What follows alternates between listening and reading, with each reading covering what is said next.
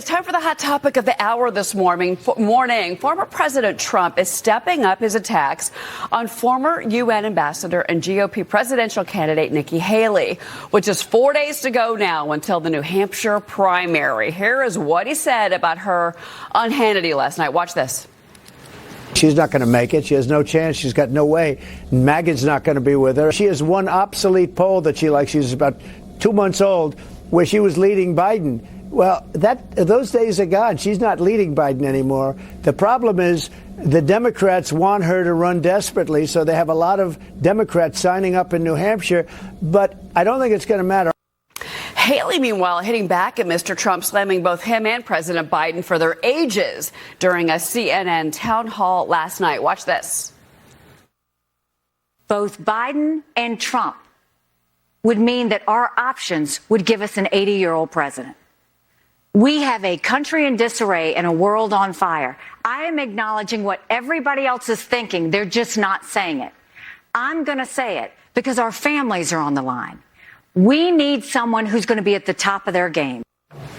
Well, neither candidate making mention of Florida Governor Ron DeSantis. Joe Pena, this is really starting to feel like more of a two-person race between Haley and Trump as we go into New Hampshire. Well, look, I think if you're looking at history and you're looking at the numbers are not on Ron DeSantis' side or Nikki Haley's side. History is not on either one of their sides. So, look, President Trump does appear to have, in many ways, a stranglehold over this electorate. To the extent that Nikki Haley can pull a rabbit out of her hat in New Hampshire, we'll have to see. But I think there is this notion of Republicans feeling as if, again, we're going to burn through $2 billion here during this primary process, between the PAC money and the direct money, and what are we actually going to get out of it besides most likely a nominee that we probably knew before this entire process started. Okay, well, but also, Rebecca, let's talk about Nikki Haley because, you know, Barton Swain writes in the Wall Street Journal opinion section, Nikki Haley could win the New Hampshire primary, then what? And he says basically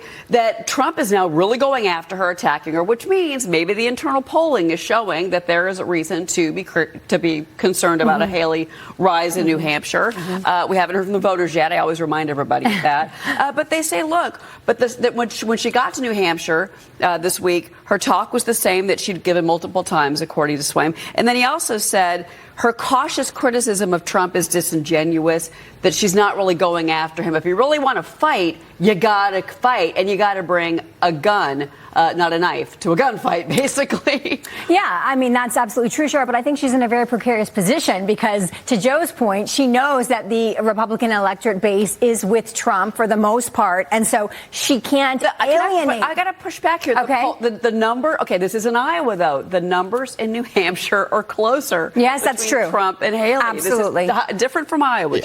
Absolutely a different story, and obviously the first primary, so we'll get to see what the actions of a caucus. But it's still, and you also have the fact that South Carolina is coming right up after, and she's not going to probably win her own state. And I think that also that's a thing for her. But as far as New Hampshire goes, I think she's walking a very tightrope because she doesn't want to alienate the Trump voters. She will need them if she was actually going to win. We saw that strategy from Ron DeSantis as well. You know, they didn't want to go. They want the Trump voters. They don't. The only thing that Haley has that's different for New Hampshire, Joe, is obviously that Chris Christie component. You know, does she get that? And does she possibly get some of the Vivek voters on her side in New Hampshire that aren't, you know, going to Trump? I think there is certainly a path, however narrow there is, for her to walk. The problem is, does she have enough time to be able to get that coalition together before New Hampshire? And then if you go back to 2016, you have to remember, she was a sitting governor in the state of South Carolina, wrapping her arm around Marco Rubio in conjunction with Tim Scott.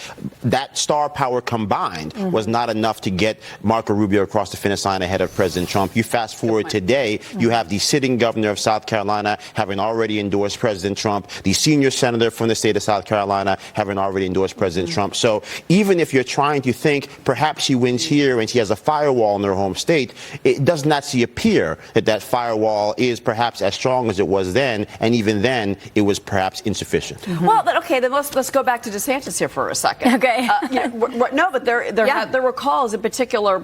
So before we went to Iowa, just to be clear, it looked like it was going to be Trump, then Haley, then DeSantis. Yes. Iowa voters spoke, and it was a different story. That's right. DeSantis, but, he went to every county in New Hampshire, in Iowa. He's basically skipping New Hampshire. Right. He's trying to turn the narrative I saw that. But he's focused on New Hampshire, but the truth is his team, we already reported this week, South his team Carolina. is in South Carolina. Yeah. So, look, it's a numbers game at the end of the day, right? We're money people here. My home state is Florida, and I really do appreciate my governor, and I respect him immensely, but I just felt like it was really premature for him. It was not yet. I felt like his time, and of course in Florida, we still wanted him as a governor. And, this is not really a two-way race between. It's obviously Haley's got the momentum. If there's any momentum outside of Trump, it's on Haley's side right now. Yeah. And we'll see if that, but to Joe's point, I also agree. And I was very frustrated that this was going to be this long drawn out process, because it seemed like it was never going to be enough, no matter who came up, to actually overcome the pure momentum that Trump seems to continue to have. We're going to talk more about New Hampshire, because it's a different story, because you do have you have moderates and you have Democrats who can participate. Absolutely. That's what makes New Hampshire, I think, so interesting. So I'm looking forward.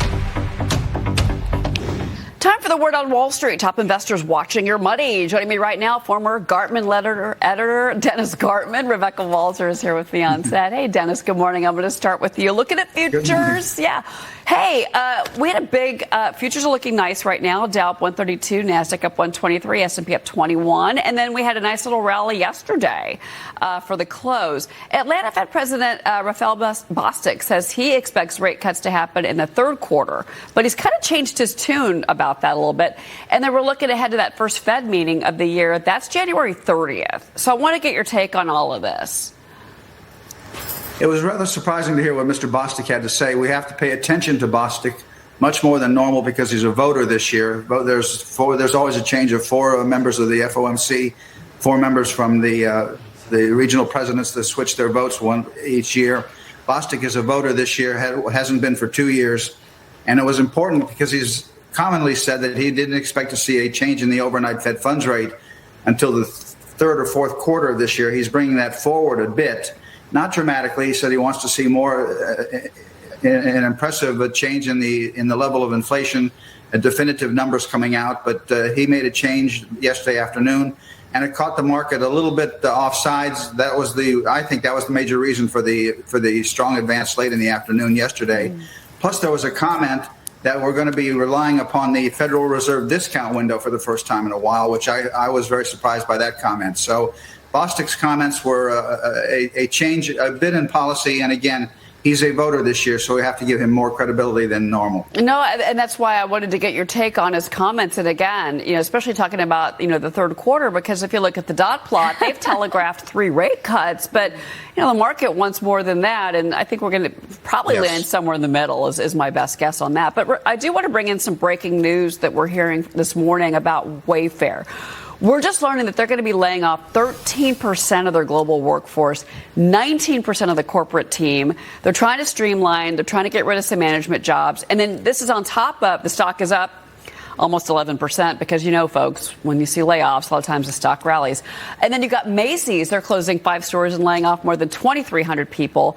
They're trying to cut costs. Rebecca, this is rough. This is rough. You've got layoffs in the tech sector with Amazon, but that's like 30 employees. Right. And Sundar Pichai, Google, telling, hey, their employees, more job cuts coming. But I think it's the consumer side of this, the Macy's, the Wayfair, that's more troubling. What do you make of this?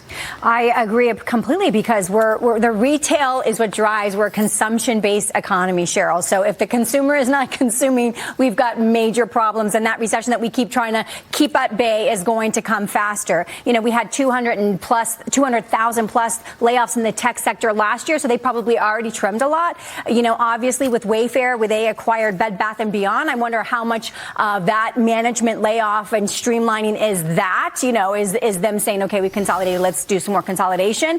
But still, it's an overall bigger retail story, Cheryl, that we are seeing weakness. They've maxed out credit cards. They've used the buy now, pay later. And now the bills are coming due. And like we talked about earlier, bonuses are down 21% this year, and less people got them. So they don't have those extra funds to pay these buy now, pay later. And that's where the retail consumer is going to start showing weakness. Dennis, what do you make of this? We're going to get consumer sentiment data later today. I think Rebecca had a very good point about the buy now, pay later. I've been arguing that fact that it's bringing purchases that would have been done in 2024, brought them forward into 2023, and now the bills are coming due. Plus, credit card extensions have been extraordinary. So I'm with her. I'm a little bit concerned about the fact that so much has, I think, been brought forward from 2024 into 2023 and now has to be paid for in 2024. We are a consumer economy. Betting against the consumer has always been a rather difficult bet, but I think at this point, betting against the consumer is probably a better bet than in the past. I think the hedonism of American buyers has probably been exhausted with this buy now, pay later program. Yeah, we got those retail sales from December that were stronger than expected. But, I always say when I report those numbers to Maria, look, that's not inflation adjusted. And to Rebecca's point, to your point about buy now, pay later, and the fact that Americans they're draining their savings. We're seeing that just to pay the grocery bills or to pay the rent.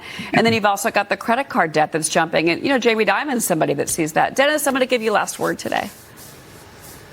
Stock prices, I think, are extremely expensive, and I think one of the places to take a look at owning 2 to 3 and 4 year Treasury securities are earning 4 and 5% makes to me eminent good sense, and hedge that by owning a little bit of gold. But I think stock prices are extremely expensive. However, I thought that stock prices have been expensive since October, so I've been wrong for 2 months, and I was right for 9 months, but wrong for 2 months. And take what I have to say with a great grain of salt. You know what, Dennis? That's a good run. I'm going to call that a victory. Yeah, we're gonna leave it there. Dennis Gartman, it's good to see you. Thank you for joining us this morning. Always good to see you, Cheryl. Yeah. Thank you. Rebecca Walser, you're staying with us all morning long. Stores as it used to be. Yeah. I want to bring Rebecca Walser into this. Rebecca, jump in. Yeah, Cheryl, I was just looking at the data for Macy's, and I think it's more about the consumer. If you look at November 1st to the end of December, we had $222 billion of retail sales that were financed on those 4 installment or 3 installment. They don't go on your credit bureau, but they're the installment pays. And a lot of these employees expect bonuses to help cover those bills. And we saw that bonuses are down about 21% this year from last year over year. And so that is going to impact a lot of consumers. And as these bills start coming due January and February, I think it's going to impact retail more, even though we had a good December. Yeah, the only people that got good bonuses were at Goldman Sachs. Sam, can you hear us? I wasn't sure there was a question in there, but I can add my 2 cents. We're not really sure there was one Rebecca. either, to be clear. But what we're saying is that, I think what Rebecca's, she's making a great point, though, and I'm going to jump on it, too. The fact that the consumer, this consumer story is not what's being projected or sold right now in the news headlines. The consumer has got problems. And her point was that buy now, pay later theme. That makes us nervous. Does it make you nervous? Well, it's something to consider. But when I think about the employment data, still seeing how strong the jobs market is, even though we do expect to see the unemployment rate start to tick up a little bit, maybe even eclipse the 4% threshold. When you look to retail sales, our expectations are that, yes, we'll see a slight softening of retail sales, but still approaching the 3% level for all of 2024.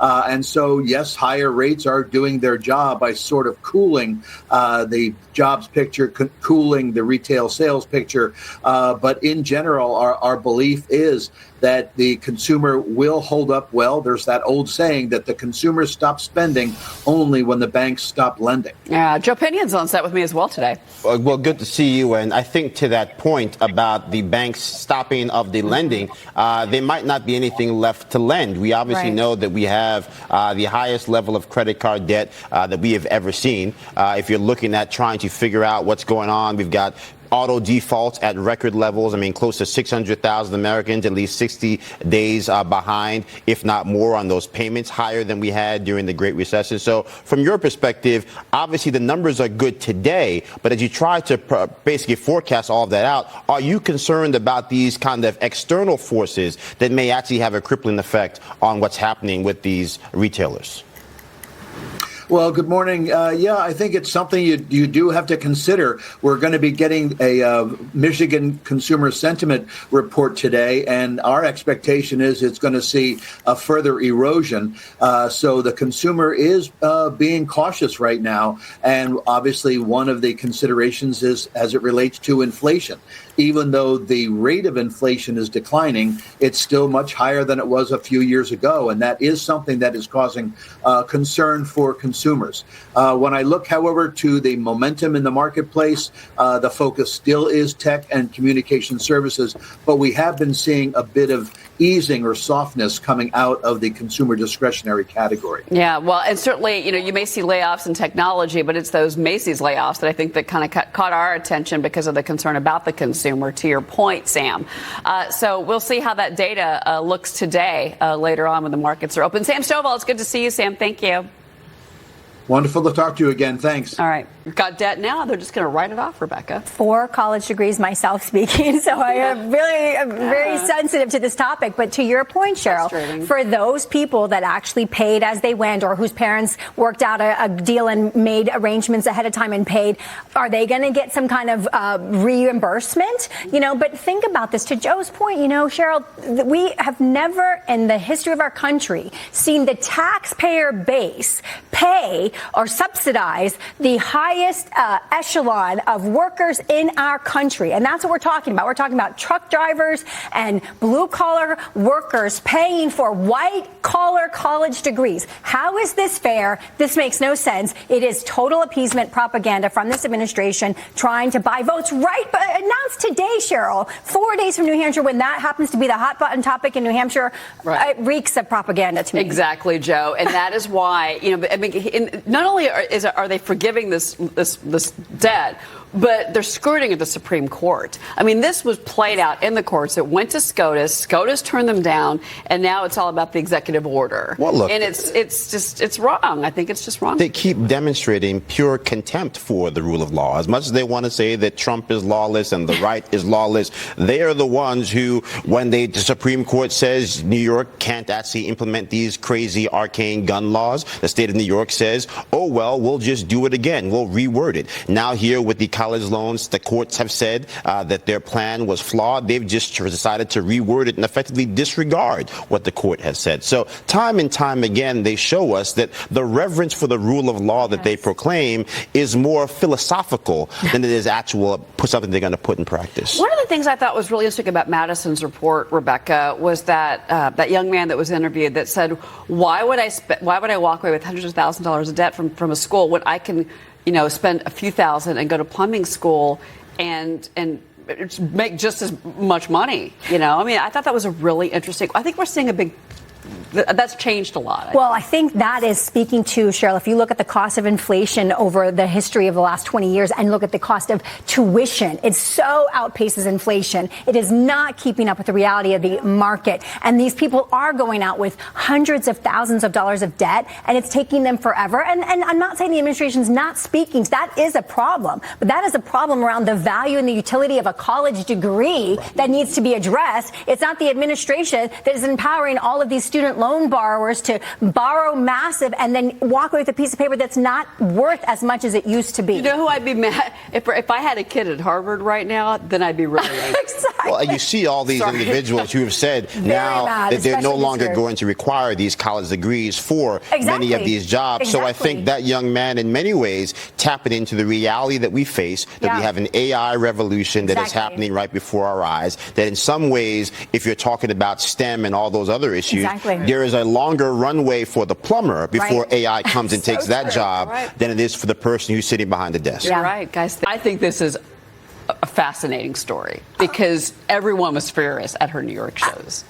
I've never been to a concert where they start on time, where the artist actually shows up on the lawsuit part of it, I think that's fabulous. I Put your attorney brain on. I love this breach of contract. That means there's an inherent implied guarantee that the Madonna's going to start her show at a specific time on the ticket, and no artists do that. So I think it's kind of common industry standard. But, this is really interesting. Let me sue the artists when they don't perform or live up to my expectations that are on the ticket. And this is going to be fascinating. Is it a breach of contract? contract, or is this just like, you go to a concert and these things happen and it is what it is? The fact that she has a pattern, though, of doing it at every concert is going to potentially have But that does not make it okay. No, I'm not saying it's okay. I wanted to get your legal take on it Yeah. because I think this is brilliant. And they've opened it up to class action. Everyone's going to jump on. Oh, my gosh. Look, Let's take if you're going to Ticketmaster. tell me that we're going to have a higher standard for pop stars than we're going to have for the people in charge of securing our southern border, I think that America has lost the thread. So, look, the material girl is going to have some answering to do, but I think more importantly, I said, look, just do what you say you're going to do as it relates to, your fans or perhaps even your country. Yeah. Show up to your concerts. Yeah, show up. Enough with the behavior, the diva behavior. All right. And good morning. I'm Cheryl Casoni. I'm in from Maria Bartiromo. It is Friday. It is January 19th. It's 8 a.m. on the East Coast. It's time for the hot topic of the hour. A new Messenger Harris poll finding former President Trump is leading President Biden with independent voters by 11 percentage points. 46% say they'd support Trump if the election were held today, while just 35% say they'd vote for Biden. Now, Trump is warning about a second Biden term. He appeared on Hannity last night. Watch this. He can't put two sentences together. He can't find the stairs off a stage, which there are a lot of them up there, believe me, they're all over the place. He can't find his way off a stage when he makes a very short speech, and it has to be short because it can't be long. He can't negotiate. Biden is a threat to democracy. He's an absolute threat to democracy. He's very dangerous. Biden, meanwhile, taking aim at Trump for his record on the economy and for his recent remarks on expecting the U.S. economy to crash. Watch. I told him, he's already Hoover. He's the only president to be president for 4 years and lose jobs, not gain any jobs. Come on, man. All right, Rebecca, this is, again, we talk about this with the economy, although in Iowa it became about immigration. That was the number one point. But still, it is about the economy. We expect to see this issue front and center in New Hampshire once again. Yeah. And your thoughts on the Trump economy versus the Biden economy? Well, obviously, he went after China really hard, Cheryl, which we know that was a thing. But, he actually had capital markets open. Businesses were robust. Consumers had a lot of confidence. There was a lot of spending. I think it's really disingenuous to say, oh, Trump lost jobs. I mean, he's talking about the fact that, in the coronavirus pandemic at the end of his presidency, obviously, we closed down the world the first time in the history of the world because we didn't know how to deal with a new pandemic. So I think that's disingenuous, and it's going to make people think, oh, he was a bad economic president. But that is just a metric that is unfair, in my opinion. We obviously had so much positive happening with Trump. Businesses were enabled to actually grow. They were, administratively unhandcuffed and were able to grow, and capital was flowing. And that really was the economic summary of Trump's presidency. Tax cuts. Yeah. And Joe Biden, when he came into office, he wanted to undo a lot of things, almost everything that Trump had done, and the tax cuts was one of them. Well, look, it's more than unfair for Joe Biden to say that. It is flagrantly dishonest. Yeah. And I think what's worse than him saying it are people who do this for a living and allow him to continuously do this, allow this administration to continuously message that jobs were lost under President Trump. There were 7 million new jobs created under President Trump pre-COVID, whether you hate him or love him, at a time when economists across the board said either we were going to lose close to 2 million jobs or gain at maximum 1. That is the reality of what we went through before a once-in-a-generational pandemic. So that is the hard truth. But I think, again, if you look at these numbers, the thing that I would caution President Trump and the Republican Party, these numbers will look much different come October if Democrats have been successful in pinning a felony to President Trump's chest. So they have to figure out today, not tomorrow, what is that message going to be for those Americans who are concerned about the fact that he could be facing an indictment or could be under actual conviction when they're casting their vote come November. There's been a lot of very prominent voices talking, of course, about the election. Jamie Dimon is one of them, and Maria had sat down with him. And look, politics is at play. It is an election year. If you are a CEO, if you're a bank chairman like Jamie Dimon, obviously you're going to be asked about it, but obviously it's top of mind in particular. How will this affect your business, especially if you're a global bank, right? Like JP Morgan? Mm-hmm. I want you to listen to what he said to her about the issue of the election. And I think the Democrats should be a little more thoughtful when they talk about MAGA and say, why? Not like, and then don't act like every attribute of Trump is an attribute of them. It's just not true. It's my fave. Yeah, you said this is one of your favorite Jamie Dimon quotes. Why, Rebecca? Oh, my gosh, because he is saying what the people feel. Like, you know what? Most Americans are in their social media. They're not so partisan one way or the other. They don't just support a Democrat because he's Democrat or Republican because he's Republican. They care about their pocketbook. They care about what is going on with the economy. And Jamie Dimon is saying here, you cannot tell the American people they didn't feel better economically under Trump. They felt better under Trump because the second largest issue that we have right now is the economy. And Americans are saying we are going in the wrong direction, and we are. And Dimon's saying, look, under Trump, we didn't have wars. We had 7 million jobs created. We had prosperity. We had capital markets flowing. We didn't have an inverted yield curve for the last 2+ years, which basically banks lend on the short term and borrow on the short term and lend on the long term. They're not making that interest yield spread. So Jamie Dimon knows what's happening with banks having to tighten lending standards because they cannot make money in this environment. Yeah. And that's why the Fed has to cut. Let's be honest. So this was a very great interview, and it speaks to the broadening of Americans that aren't so partisan. They just want America to work. I like that he's warning the Democrats that they need to watch it, because why are you about to go out there and insult 75 million Americans? Real quick, I do want to get your thoughts on this new Gallup poll. 52% of Americans we're finding were considered to be, quote, thriving in 2023. So just last year. The only years that number was lower was during the Great Recession of 2008 and 2009, and then again during the pandemic. I mean, Americans basically considered to be suffering hit a near high, 4.7%, suffering. The reality is stark.